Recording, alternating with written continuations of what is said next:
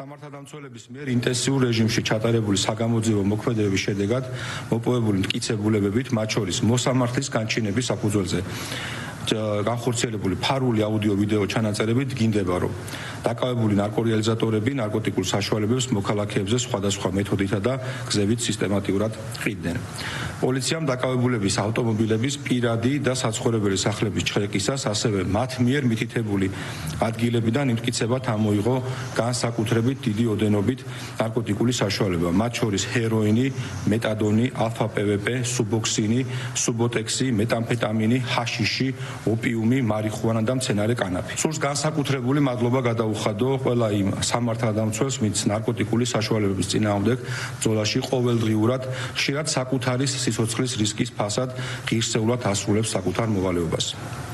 ჩვენს მიერ გაცხადებული პოლიტიკა ნარკოტიკების წინააღმდეგ ბრძოლის მიმართულებით კაფიო და უცვლელია. კანონის სრული სიმკაცრით დაიჯება ყველა ის პირი, ვინც საფრთხის ქვეშ დააყენებს ჩვენი მოქალაქეების, განსაკუთრებით კი ახალგაზრდების სიცოცხლეს და